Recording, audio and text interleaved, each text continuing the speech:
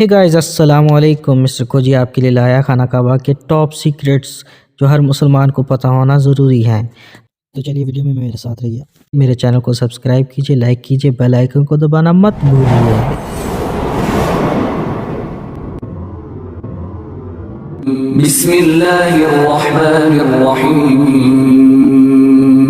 बेशक सबसे पहले घर बनी इंसान के लिए मुकर्रर किया गया वो मक्का में है, बरकत से भरा हुआ और आलमीन के लिए रहमत है। गाइस, सबसे पहले खाना काबा की बुनियाद हज़रत आदम अलैहिस्सलाम ने फरिश्तों की मदद से रखी थी, क्योंकि वही पहले इंसान थे। इसके बाद तूफ़ान नूह में खाना काबा इस तरह की मिट्टी के अंदर दब गया था, जिस तरह आपको इस वक्त स्क्रीन पे दिखाया जा रहा है। तो इसके बाद फिर अल्लाह ताला ने हज़रत जिब्राइल अलैहिस्सलाम को पैगाम देकर भेजा हज़रत इब्राहीम अलैहिस्सलाम के पास कि वो दोबारा खाना काबा की तामीर करें।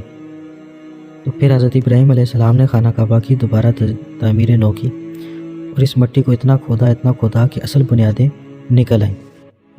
कुरान मजीद में इरशाद होता है कि जब वो उठा रहे थे बुनियादें, तो इसका मतलब ये है कि उन्होंने इस मिट्टी को इतना खोदा कि खाना काबा की असल बुनियाद नज़र आने लग गई और फिर वहीं से कंस्ट्रक्शन को दोबारा से शुरू किया गया। जो हज़रत इब्राहीम अलैहिस्सलाम और हज़रत इस्माइल अलैहिस्सलाम ने खाना काबा बनाया, उसका सैंपल कुछ इस तरह है।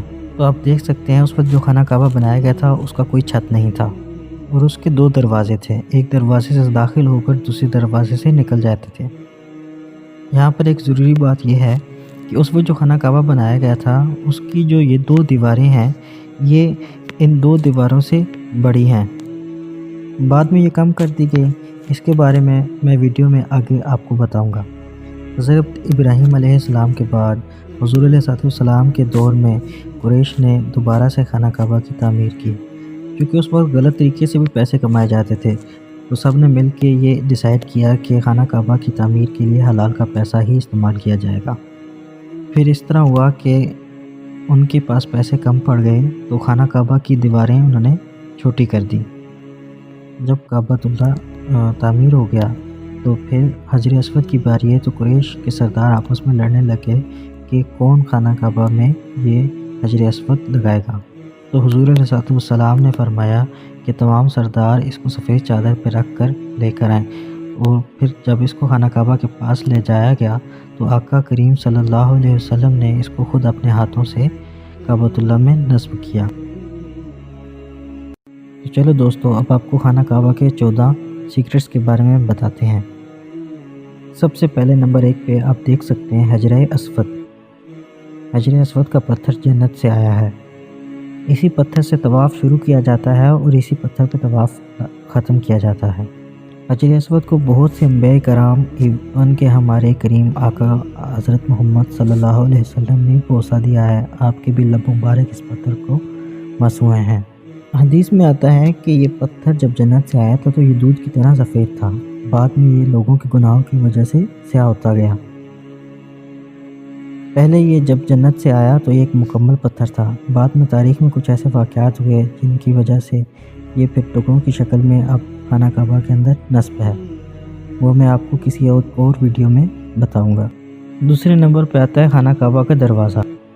खाना काबा के दरवाज़े को बाबे तौबा भी कहा जाता है। जब हज़रत इब्राहीम अलैहिस्सलाम ने खाना काबा बनाया था तो उस वक्त दरवाज़ा बिल्कुल ज़मीन के साथ था, लेकिन जब कुरैश ने दोबारा तामीर की तो उन्होंने इस दरवाज़े को ऊपर कर दिया।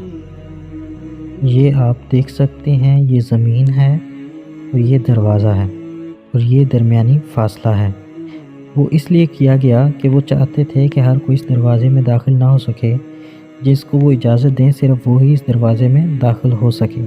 जैसा कि आज आप देखते हैं कि जब भी कोई किसी मुल्क का वज़ीर-ए-आज़म या कोई ख़ास पर्सन जब वो हज उम्रे पे जाता है, ज़ियारत के लिए जाता है, तो उसके लिए ये दरवाज़ा खोला जाता है। सबसे पहले खाना काबा के गिर्द पुलिस का घेराव किया जाता है ताकि कोई बंदा इसमें दाखिल ना हो सके। फिर उसके बाद ख़ास पर्सन को इसके अंदर लेके जाया जाता है। खाना काबा के दरवाज़े पर लिखा है अल्लाह जल्ल जलालहू और मोहम्मद सल्लल्लाहु अलैहि वसल्लम, और बहुत ही खूबसूरत आयात। और लिखा हुआ है, कहो ए मेरे बंदो जिन्होंने अपनी जानों पर जुल्म किया, कभी भी अल्लाह की रहमत से मायूस मत होना। اور دروازے پر جو آیات لکھی گئی ہیں ان کا ترجمہ اس وقت آپ کی اسکرین پر ہے، آپ اس کو پڑھ سکتے ہیں۔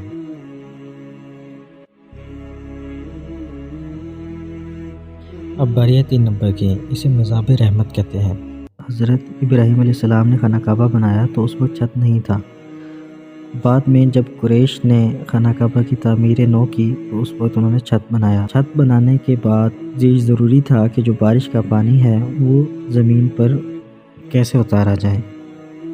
تو اسکرین پر آپ دیکھ سکتے ہیں یہ پائپ لگایا گیا پانی کو زمین پر اتارنے کے لیے، اور لوگ اس کے نیچے نہاتے بھی ہیں۔ اسے رحمت کا پرنالہ کہا جاتا ہے۔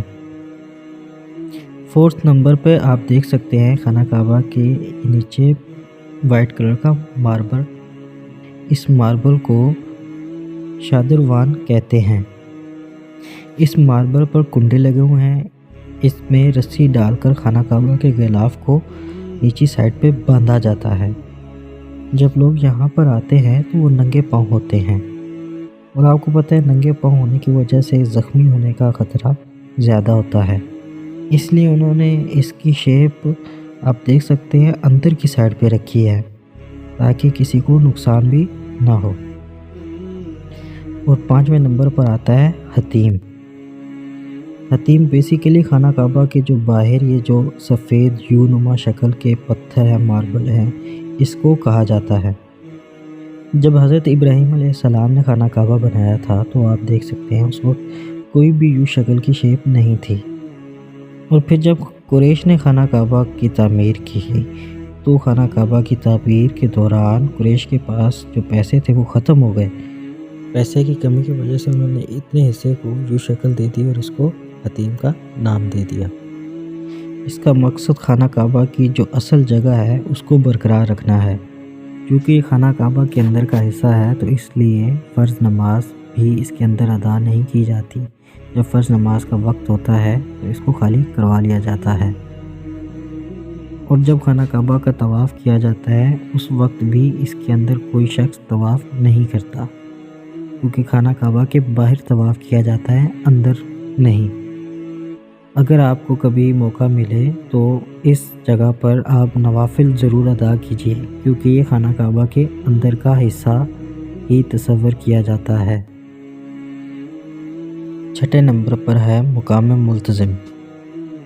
یہ خانہ کعبہ کا دروازہ ہے اور یہ حجر اسود ہے۔ اس کے درمیان جو جگہ ہے اس کو مقام ملتزم کہتے ہیں۔ اس مقام پر اس طرح دونوں ہاتھ چیسٹ اور منہ لگا کر دونوں ٹانگیں جوڑ کر کھڑے ہو کر دعا کرنا سنت ہے۔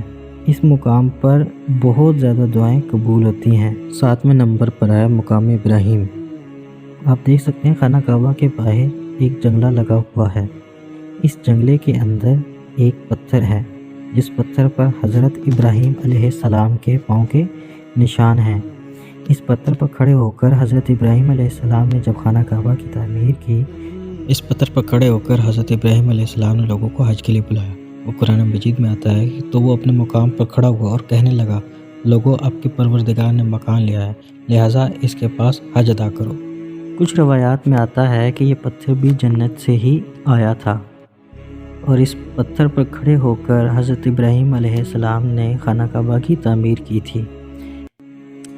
یہ بات کنفرم ہے کہ اس پتھر پر حضرت ابراہیم علیہ السلام کے پاؤں کے نشان ہیں، کیونکہ یہ بات قرآن مجید میں آئی ہے۔ جب حضرت ابراہیم علیہ السلام نے حضرت اسماعیل علیہ السلام کے ساتھ خانہ کعبہ کی تعمیر کی تب یہ پتھر خانہ کعبہ کے قریب تھا۔ بعد میں حضرت عمر رضی اللہ تعالیٰ عنہ کے دور میں اس کو پیچھے کیا گیا، کیونکہ جب طواف کے لیے لوگ آتے تھے تو یہ پتھر کی وجہ سے رش ہو جاتا تھا، اور رش ہونے کی وجہ سے لوگ پریشانی کا شکار ہوتے تھے، اس لیے اس پتھر کو خانہ کعبہ کے پاس سے پیچھے کی طرف کر دیا گیا۔ 8، 9، 10 اور 11 یہ خانہ کعبہ کے 4 کونے ہیں۔ خانہ کعبہ کے ان 4 کونوں میں سے 2 کونوں کو زیادہ اہمیت حاصل ہے۔ جب حضرت ابراہیم علیہ السلام نے خانہ کعبہ بنایا تھا تو اس کے 4 کونے تھے، 1، 2، 3، 4، اور پھر جب قریش نے خانہ کعبہ کی تعمیر دوبارہ کی تو انہوں نے یہ 2 کونے ختم کر دیے۔ اب آپ دیکھ سکتے ہیں جو قریش نے نیا خانہ کعبہ بنایا تھا تو اس کے جو 2 کونے تھے وہ نئے تھے اور 2 کونے جو تھے وہ وہی تھے جو حضرت ابراہیم علیہ السلام نے بنائے تھے۔ ان 2 کونوں کو ابھی بہت زیادہ اہمیت حاصل ہے کیونکہ یہ 2 کونے وہی ہیں جو حضرت ابراہیم علیہ السلام نے خود بنائے تھے۔ خانہ کعبہ کے اس کونے کو رکن حجر اسود کہتے ہیں کیونکہ اس کونے کے اوپر حجر اسود نصب ہے، اور کعبہ کے اس کونے کو رکن یمنی کہتے ہیں کیونکہ اس کی ڈائریکشن ملک یمن کی طرف ہے۔ اور اس کونے پہ کچھ حصے پہ غلاف نہیں ہے کیونکہ اس حصے کا خود آقا کریم صلی اللہ علیہ وسلم نے استلام کیا تھا، مطلب کہ اس کو ٹچ کیا تھا۔ اور خانہ کعبہ کے اس کونے کو رکن عراقی کہتے ہیں کیونکہ اس کی ڈائریکشن ملک عراق کی طرف ہے، اور خانہ کعبہ کے اس کونے کو رکن شامی کہتے ہیں کیونکہ اس کی ڈائریکشن ملک شام کی طرف ہے۔ 12ویں نمبر پر آتا ہے خانہ کعبہ کا غلاف۔ جب خانہ کعبہ بنایا گیا تھا تو اس وقت خانہ کعبہ کے اوپر کوئی غلاف نہیں تھا، پھر وقت گزرتا گیا اور خانہ کعبہ کے اوپر مختلف رنگوں کے غلاف چڑھائے جانے لگے۔ آج خانہ کعبہ کا غلاف کالے رنگ کا ہے۔ خانہ کعبہ کے موجودہ غلاف پہ قرآنی آیات لکھی ہوئی ہیں اور اللہ تعالیٰ کے کچھ نام لکھے ہوئے ہیں۔ آپ سکرین پر دیکھ سکتے ہیں مصر سے خانہ کعبہ کا غلاف تیار ہو کے بڑی شان و شوکت کے ساتھ لایا جاتا تھا۔ کعبۃ اللہ کی چھت کے اوپر اس طرح کا پائپ لگا ہوا ہے۔ پہلے جب لوگ حج پہ آتے تھے تو اس وقت غلاف کعبہ کو اوپر کی طرف اس پائپ کے ذریعے فولڈ کر دیا جاتا تھا، اور اب جب حج کا مہینہ ہوتا ہے تو خانہ کعبہ کے غلاف کو اس طرح کے سفید کپڑے کے ساتھ اوپر کی طرف فولڈ کر دیا جاتا ہے۔ وہ اس لیے کہ لوگ اپنے ساتھ چھریاں، کینچی، چاقو، بلیڈ وغیرہ لے کر آتے ہیں اور خانہ کعبہ کے غلاف کو کاٹتے ہیں، دھاگے وغیرہ تو برکت کے طور پہ لے کے جانا چاہتے ہوتے ہیں۔ ہر سال 9 ذی الحج کو خانہ کعبہ کا غلاف تبدیل کیا جاتا ہے۔ 13ویں نمبر پر آپ دیکھ سکتے ہیں کہ یہ حجر اسود سے ایک لائن سی نکل رہی ہے سبز رنگ کی۔ آپ کو پتہ ہے خانہ کعبہ کے 4 کونے ہیں، اور خانہ کعبہ کے 4 کونوں میں سے جو حجر اسود والا کونا ہے اس کونے سے طواف شروع کیا جاتا ہے اور اسی پہ ختم کیا جاتا ہے۔ کیونکہ حرم پاک میں بہت زیادہ رش ہوتا ہے، کچھ لوگ حجر اسود کے پاس ہوتے ہیں، باقی بہت دور ہوتے ہیں، تو ان کو طواف شروع کرنے کے لیے ڈائریکشن کے لیے یہ گرین لائٹ لگائی جاتی ہے، اور اس کے اوپر اردو، انگلش، عربی میں لکھا ہوتا ہے کہ یہاں سے طواف شروع کیا جائے۔ 14ویں نمبر پر ہے مصلی جبرائیل۔ آپ یہ سکرین پر دیکھ سکتے ہیں 8 براؤن کلر کے ماربل کے پیسز ہیں۔ یہ وہ جگہ ہے جہاں پہ ہمارے کریم آقا صلی اللہ علیہ وسلم کو حضرت جبرائیل علیہ السلام نے نماز پڑھنا سکھائی تھی۔ آپ نے فجر، ظہر، عصر، مغرب، عشاء کی نماز کو پڑھ کے بتایا تھا اور اوقات کار بھی بتائے تھے، اور یہ وہ جگہ ہے جہاں پہ ہمارے کریم آقا صلی اللہ علیہ وسلم نے حضرت جبرائیل علیہ السلام کے پیچھے نماز ادا کی تھی۔ اب دیکھ سکتے ہیں یہاں پہ جا نماز اور مائک پڑے ہیں، یہاں پہ امام جماعت کرواتے ہیں، اور یہ بیٹھے ہوئے جو لوگ آپ کو نظر آ رہے ہیں یہ خانہ کعبہ میں نماز ادا کرنے کے لیے پہلی صف ہے۔ تمام دوستوں کا ویڈیو دیکھنے کا بہت شکریہ۔ آپ سے گزارش ہے کہ میرے چینل کو سبسکرائب کریں، میری ویڈیو کو لائک کریں اور مجھے سپورٹ کریں تاکہ مسٹر کھوجی آپ کے لیے اسی طرح کی مزیدار اور انفارمیٹیو ویڈیو آپ کے لیے لاتا رہے۔